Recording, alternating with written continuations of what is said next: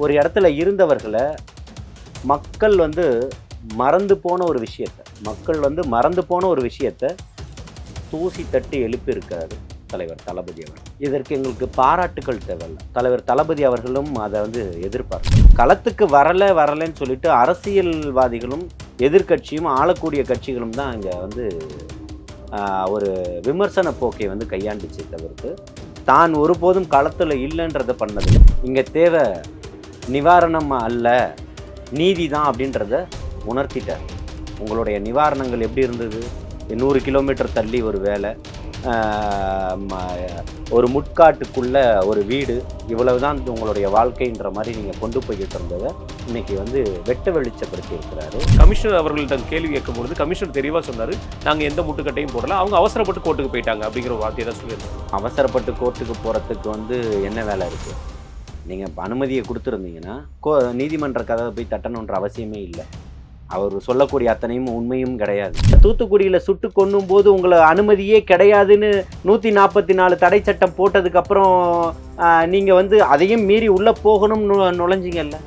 எங்கே போச்சு அந்த வீரமும் விவேகமும்? தங்கை அனிதா வீட்டுக்கு ஓடுனீங்கல்ல. பென்னிக்ஸ் ஜெயராஜினுடைய கொலை வழக்கில் பொங்கி எழுந்தீங்கல்ல. முதல்வர் தார்மீக பொறுப்பேற்று ராஜினாமா பண்ணணும்னு சொன்னீங்களே. எங்கே அந்த வீரமும் விவேகம்?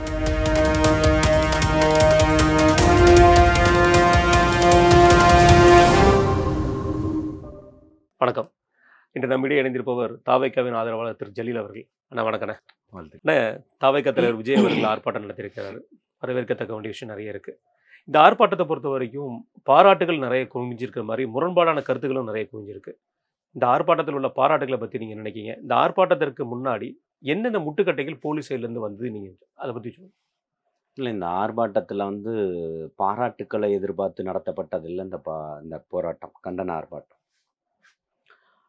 இருந்தக்கூடிய புதையுண்டு போன 24 சிறை தடுப்பு காவல்களை வெளியில் கொண்டு வரணும் அப்படின்ற ஒரே நோக்கத்தோடவும், பாதிக்கப்பட்டவர்கள் அத்தனை பேருமே மிக மிக ரொம்ப எளிமையானவர்கள், சாமானியவர்களான இருக்கிறதுனால அதிகார வர்க்கத்தை எதிர்த்து கேள்வி கேட்க முடியாத ஒரு இடத்துக்கு அவர்கள் நிற்கிறாங்க.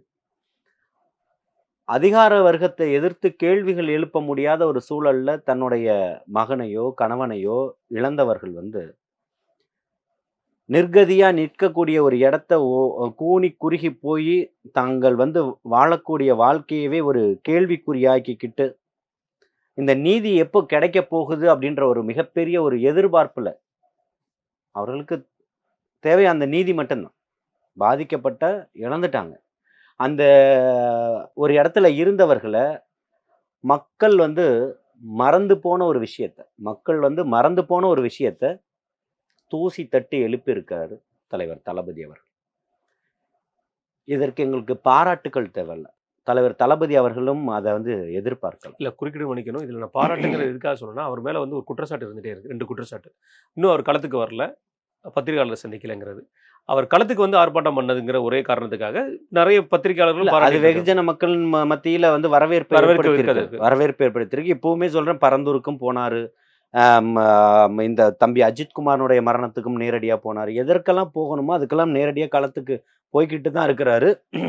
களத்துக்கு வரலைன்னு சொல்லிட்டு அரசியல்வாதிகளும் எதிர்கட்சியும் ஆளக்கூடிய கட்சிகளும் தான் இங்கே ஒரு விமர்சன போக்கை கையாண்டுச்சு தவிர்த்து தான் ஒருபோதும் களத்தில் இல்லைன்றதை பண்ணதில்லை. எல்லா போராட்டங்களுக்குமே மக்களை தொண்டர்களையும் தம்பி தங்கைகளையும் களத்தில் இறக்கி வேலை பார்த்தது தான் தலைவர் தளபதியினுடைய ஒரு வேலையாக இருந்துச்சு. இங்கே தேவை நிவாரணம் அல்ல, நீதி தான் அப்படின்றத உணர்த்திட்டார். உங்களுடைய நிவாரணங்கள் எப்படி இருந்தது? 100 கிலோமீட்டர் தள்ளி ஒரு வேலை, ஒரு முட்காட்டுக்குள்ள ஒரு வீடு, இவ்வளவுதான் உங்களுடைய வாழ்க்கைன்ற மாதிரி நீங்கள் கொண்டு போய்கிட்டு இருந்ததை இன்னைக்கு வெட்ட வெளிச்சப்படுத்தி இருக்கிறாரு தலைவர் தளபதி அவர்கள். ஆனால் சிபிஐக்கு வழக்க மாற்றியாச்சு, காவலர்களுக்கு கைது செய்யப்பட்டாச்சு,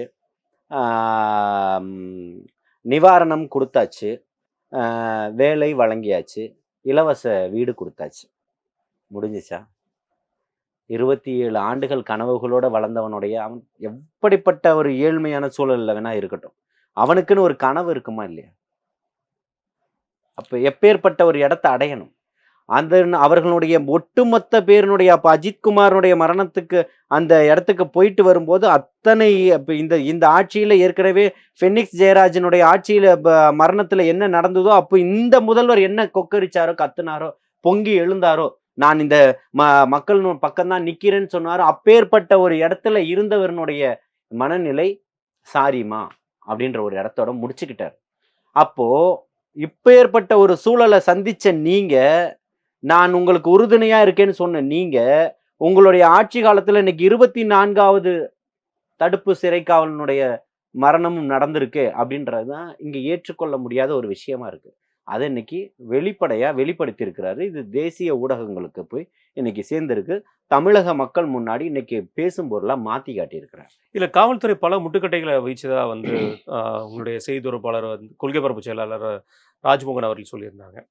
அது போக வந்து நிறைய கேஸை வந்து நாங்கள் கோர்ட்டில் போட்டு தான் வாங்கியிருந்தோம். எங்களுக்கு 1 மணி நேரம் தான் மீட்டிங் டைம் கொடுத்துருந்தாங்க.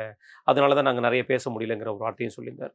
எந்த மாதிரியான முட்டுக்கட்டைகள் காவல்துறை வைந்தது? ஏன்னா இது விஷயமா கமிஷனர் அவர்கள்ட்ட கேள்வி கேட்கும்பொழுது கமிஷனர் தெளிவாக சொன்னார், நாங்கள் எந்த முட்டுக்கட்டையும் போடல, அவங்க அவசரப்பட்டு கோர்ட்டுக்கு போயிட்டாங்க அப்படிங்கிற ஒரு வார்த்தையை தான் சொல்லியிருந்தார். எப்படி பார்க்குறீங்க விஷயத்தை? இல்லை, முட்டுக்கட்டை போட அவசரப்பட்டு கோர்ட்டுக்கு போகிறதுக்கு வந்து என்ன வேலை இருக்குது? நீங்கள் அனுமதியை கொடுத்துருந்தீங்கன்னா நீதிமன்ற கதவை போய் தட்டணுன்ற அவசியமே இல்லை. அவர் சொல்லக்கூடிய அத்தனையும் உண்மையும் கிடையாது. புரியுதுங்களா? காவலர்களை கண்டித்து தான் இங்கே ஆர்ப்பாட்டமே நடக்குது. காவல்துறை மந்திரியை கண்டித்து தான் ஆர்ப்பாட்டம் நடக்குது. அப்போ தான் முதல்வர் வந்து உள்ளே வராரு. முதல்வர் தான் அப்போ அத்தனைக்கும் பொறுப்பேற்கக்கூடிய வகையில் இருக்குது. அப்போது அதை தான் இங்கே பண்ணணும். அப்போ நீதிமன்றம் கேட்குது, காவலர்களுக்கு வந்து வேறு வேலை இல்லையா, உங்களுடைய ஆர்ப்பாட்டத்துக்கு பாதுகாப்பு தர தான் வேலைகளான்னு சொல்லிட்டு ஓரணியில் தமிழ்நாடுன்னு சொல்லிட்டு ஒரு பயணத்தை தொடங்கியிருக்கிறாரு. இப்போ எங்கேருந்து வந்துட்டாங்க காவலர்கள்? இவரு எடப்பாடியார் வந்து ஒரு பயணத்தை தொடங்கியிருக்கிறார். மக்களை மீட்போம் தமிழகத்தை காப்போம்னு சொல்லிட்டு. இப்போ உங்களுக்கெல்லாம் காவலர்கள் எங்கேருந்து வந்துட்டாங்க? கலைஞர் சிறப்பு மருத்துவமனையில் ஒரு மருத்துவர் தாக்கப்பட்டார்ன உடனே ஒட்டுமொத்த தமிழகத்தில் இருக்கக்கூடிய மருத்துவமனைக்கும் காவலர்களை நியமிக்கிறீங்க. எங்கேருந்து காவலர்களை அதிகமாக வேலைக்கு எடுத்துட்டீங்களா? அப்போ உங்களுக்கு ஒரு பிரச்சனைன்னு துடிக்கிறீங்க அப்படியே. ஆனால் அவன் தாய்க்கு ஒரு பிரச்சனை, சாமானியனுக்கு ஒரு பிரச்சனைனா இங்கே பதில் சொல்றதுக்கு யாரும் இல்லையே. ஒருவேளை உணவு இல்லைன்னா ஜகத்தினை அழித்திடுன்னு சொன்னான்ல பாரதி. தன்னுடைய தாய்க்கு பேர்பட்ட ஒரு கடுமையான நோய்வாய்ப்பட்டு இருக்கக்கூடிய நேரத்தில் அவள் வந்து இந்த எதேச்சி அதிகார போக்கில் இருக்கக்கூடிய மருத்துவரனுடைய அரவணைக்கக்கூடிய ஒரு மருத்துவரனுடைய செயல் எப்படி இருக்கு? நோட்டை வீசி அடிப்பதும் அநாகரிகமான வார்த்தைகள்ல பேசுவதும். அப்போ வந்து காசு தான் இல்லை, மான மரியாதைன்னு ஒன்று இருக்குல்ல. இந்த ஆர்ப்பாட்டத்தை ஒட்டி விஜய் அவர்கள் பேசியிருந்தாங்க. பேசும்பொழுது அவர் சொல்லியிருக்க ஒரு விஷயம் வந்து, சாரி மட்டும் கேட்டால் மட்டும் போதுமா, நீதி வேணும், சாரியோட நிற்காது சார் சிஎம் சாருங்கிற ஒரு வார்த்தையை சொல்லியிருந்தாரு. அதுக்கப்புறம் அதை தொடர்ந்து பேசி முடிக்கும் போது வந்து மீதி இருக்கிற 24 பேர்ட்டையும் எப்போ சாரி கேட்பீங்க அப்படிங்கிற ஒரு வார்த்தையை சொல்லிடுறாரு. அவரே சாரி வேண்டாம் நீதி வேணுங்கிற மாதிரி சொல்றாரு. ஆனால் அந்த 24 பேர்ட்ட மட்டும் ஏன் சாரி கேட்க சொல்றாரு? இல்லை, நீங்கள் கேட்டதை கூட கேட்கலையே அவர்கள்ட்ட. நல்லா புரிஞ்சுக்கணும். அதாவது இவர்கள்ட்ட சாரி கேட்டுட்டீங்க, ஏன்னா இவ்வளவு அழுத்தங்கள் வந்துருச்சு இன்னைக்கு. அவரோட சாரி இதுல உள்நோக்கம் இருக்குங்கிற விஜய் சொல்ல வராரு. இல்ல, இந்த சாரி கேட்டதுல உள்நோக்கம் இருக்குங்கிற சொல்ல வராரா? ஆமா, அது வெளிப்படையா தெரியுது இல்லையா? உங்களுடைய இன்னைக்கு கேட்டதனுடைய அர்த்தம் வந்து ஆழம் வந்து இன்னைக்கு தலைவர் தளபதி அவர்கள் களத்துல நிக்கிறாரு. எதிர்கொள்ள முடியல உங்களால. இன்னைக்கு நீங்க அப்பேற்பட்ட ஒரு சாரி கேட்கக்கூடிய ஒரு நபரா இருந்தீங்கன்னா அவருடைய வீட்டுக்கு நீங்க போயிருக்கணும். உங்க மகனையாவது குறைஞ்சபட்சம் நீங்க அனுப்பி இருக்கணும். பெரிய கருப்பனை தவிர்த்து வேற யாரும் போகலையே. ஒரு பணி ஆணையோட தானே போறீங்க. இதுதான் தீர்வான்னு கேட்கிறேன். இதுதான் ஜனநாயகமா? இதுதான் சமூக நீதி பார்வையா நீங்க பாக்குறீங்களா? சம்பந்தப்பட்ட அந்த பையனுடைய சாதிய சங்கத்துல தானே ஒரு மண்டபத்துல வச்சு பேச்சுவார்த்தை பேரம் பேசப்படுது. அதுக்குள்ள வீடியோ கூட நேற்று வந்திருக்கு. ஆமா, அந்த பையனை அடிச்ச வீடியோ எப்படி வந்து வெளியில வந்ததோ, நான் இதே தொலைக்காட்சியில நான் வந்து இப்ப ஏற்கனவே பதிவு செஞ்சுட்டேன். கண்டிப்பாக இந்த வீடியோ எடுத்தவனுக்கு நிச்சயமாக ஒரு கொலை மிரட்டல் இருக்கு, அவனுடைய உயிருக்கு ஆபத்து இருக்குன்னு சொல்லியிருக்கேன். அப்பேற்பட்ட காலச்சூழல்கள் இவங்க இருக்கு. ஐயா, இங்க ஒருத்தன் வந்து தவறு செஞ்சு இறக்குறது இல்லை, ஒரு பிரச்சனையை வெளியில கொண்டு வரான்ல, அவன் தான் இங்க சாகுறான். அதுக்கு உதாரணம் முன்னாள் ஐஏஎஸ் சகாயம் அவர்களே இப்ப சொன்னார் இல்ல, நீதிமன்றத்துக்கு போறதுக்கு எனக்கு வந்து தயக்கமா இருக்கு, பாதுகாப்பு இல்லைன்னு சொன்னாரா இல்லையா வெளிப்படையா? அப்ப நீங்க சமூக நீதின்றீங்க, அதை பேசுறீங்க, இதை பேசுறீங்க, இதெல்லாம் வந்து ஒண்ணும் எடுபடலையே. இல்ல இந்த அரசாங்கம் வந்து ஒரு கொலை கஸ்டோடியல் டெத்ன்னு ஒண்ணு நடந்த உடனே 24 மணி நேரத்துல அதுக்குண்டான எஃப்ஐஆர் காவலர்ல கைது செய்து தொடர் நடவடிக்கையே வந்து கன்டினியூஸா எடுத்துட்டு இருக்காங்க. ம். சிபிஐ வரைக்கும் கோர்ட்லயும் சொல்லியிருக்காங்க. சிபிஐக்கு இந்த கேஸையும் மாத்திருக்காங்க. ம். சிபிஐக்கு இந்த கேஸ மாத்தின உடனே நம்ம தாவேகா சைடுல இருந்து சொல்றது ஸ்பெஷல் டீம போட சொல்லுங்க. ஸ்பெஷல் டீம் மூலமா அந்த கேஸ கண்காணிக்க சொல்லுங்க ஒரு வார்த்தைய சொல்லியிருக்கீங்க. சிபிஐ விட ஸ்பெஷல் டீம் மேல என்ன அப்படி ஒரு நம்பிக்கை எதனால? இல்ல, இல்ல. முதல்ல வந்து பார்த்தீங்கன்னா, இவங்க எல்லாத்துக்குமே நாங்க வந்து ஒரு ஸ்பெஷல் டீம் போட்டுர்றோம் அப்படின்ற மாரி தான் இவர்கள் வந்து எல்லாத்தையுமே இது பண்ணுவாங்க. இதுக்கு ஏன் சிறப்பான ஒரு காவல் படை அமைக்கல, தனிப்படை அமைக்கலன்றது தான் முதல் கேள்வி. புரியுதுங்களா? இன்னைக்கு சிபிஐக்கு போனது வந்து விமர்சனம் கிடையாது. சிபிஐ போனா எல்லாத்தையுமே கொண்டு வந்துரும் ரைட்டு. ஆனால் இதுக்கு முன்னாடி நடந்த அத்தனைக்குமே சிபிஐ வசம் வந்து வழக்குகள் போன பிறகும் நீதிமன்றத்தினுடைய கதவுகள தமிழக அரசு போய் தட்டி புடுங்கிக்கிட்டு வந்தது தானே வரலாற்று பதிவு. நடந்த நிகழ்வினுடைய சாட்சிகள் அதுதானே சொல்லுது. அண்ணா நகர் கேஸ் போனது. ஆமா. அண்ணா நகர் மாணவி பிரச்சனையா இருக்கட்டும், இன்னும் எத்தனையோ இருக்கட்டும், வேங்கை வயல் பிரச்சனையாக இருக்கட்டும், எல்லாத்துக்கும் இன்னைக்கு தீர்வு கிடைக்கலையே. அப்ப இன்னைக்கு சாரியமா சொல்லக்கூடியவரு, உங்க ஓரணியில் தமிழ்நாடுன்னு இன்னைக்கு ஊர் ஃபுல்லா தமிழ்நாடு ஃபுல்லா சுற்றுப்பயணம் மேற்கொள்ளக்கூடியவரு, சுற்றுப்பயணத்துல இருக்கக்கூடியவர் உடனடியா அங்க இருந்து புரோகிராம்ல இருந்து இடையில ஓடி வந்து உடனே கிங்காங் வீட்டு திருமண நிகழ்வுல பங்கு கொள்ளணும்னு நினைக்கக்கூடியவரு, என் தம்பியினுடைய உயிர் அப்போ அந்த அளவுக்கு மதிப்பு இல்லையான்னு கேட்கிறேன். அவன் வீட்டுக்கு போக வேண்டிய தேவை இல்லையான்னு கேட்கிறேன். அங்க தூத்துக்குடியில சுட்டு கொன்னும்போது உங்கள அனுமதியே கிடையாதுன்னு 144 தடை சட்டம் போட்டதுக்கு அப்புறம் நீங்க வந்து அதையும் மீறி உள்ள போகணும்னு நுழைஞ்சீங்கல்ல. எங்க போச்சு அந்த வீரமும் விவேகமும்? தங்கை அனிதா வீட்டுக்கு ஓடுனீங்கல்ல.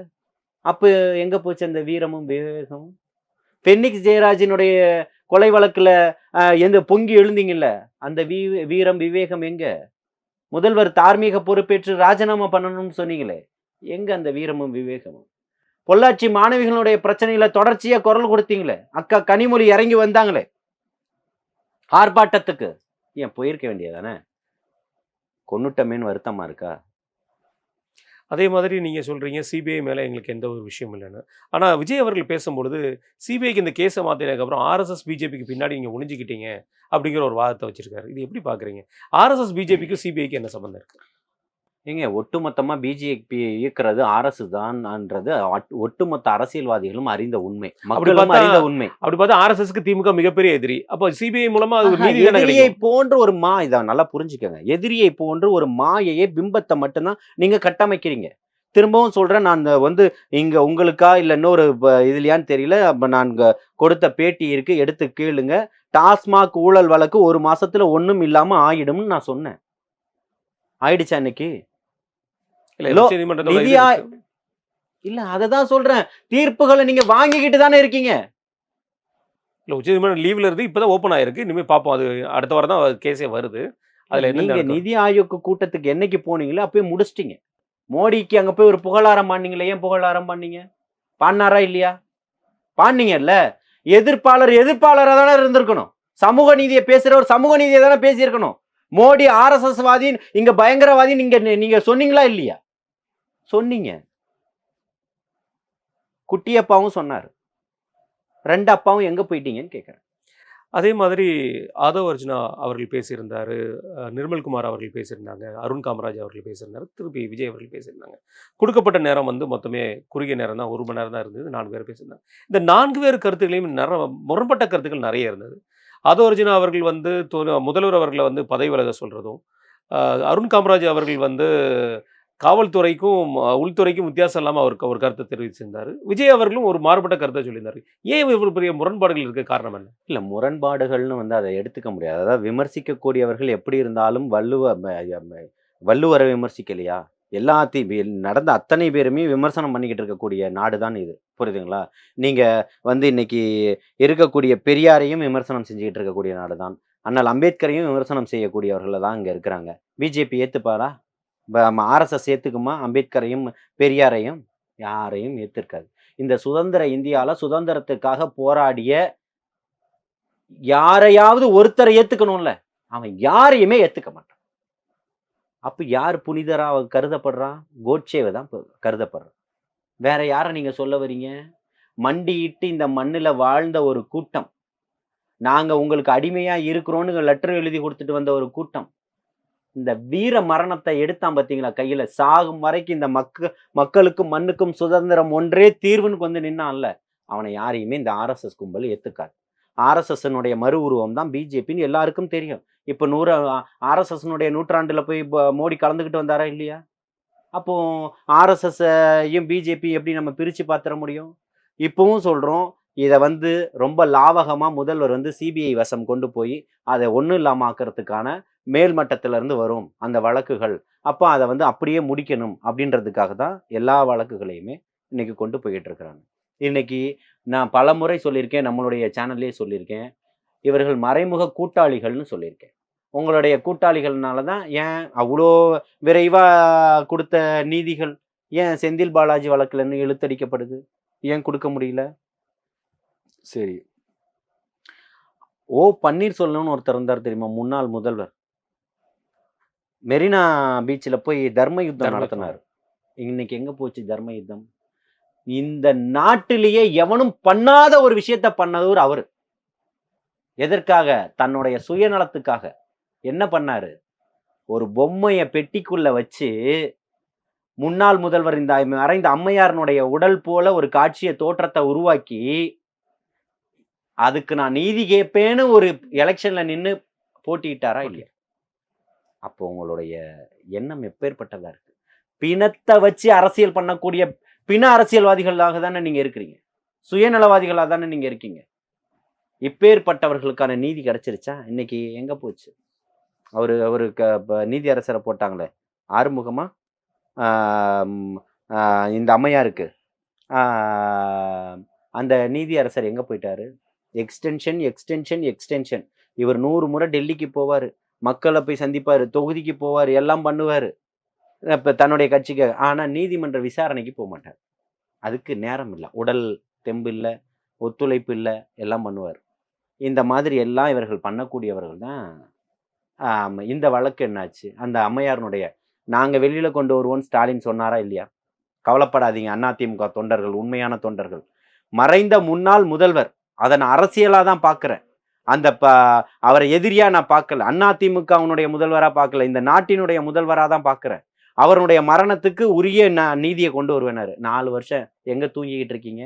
நீதி எங்க போயிடுச்சு? ஏன் கொண்டு வரல? அப்ப இவ்வளவு வேகமும் முனைப்பும் அவசரமும் படுத்தக்கூடிய நீங்கள் ஏன் இதையெல்லாம் பண்ணாம இருக்கீங்க? ஒரு முரண்பாடாக தான் இருக்கு நீங்க பண்ணக்கூடிய அத்தனை விஷயங்களுமே. மக்களுக்கு திருப்திகரமா இல்லையே. நீங்க சொன்ன எலெக்ஷன் மேனிஃபெஸ்டோல சொன்ன அத்தனையுமே செஞ்சிட்டீங்களா? எத்தனை திட்டங்களை கொண்டு வந்தீங்க? எங்க போச்சு உங்களுடைய திட்டங்கள் எல்லாம்?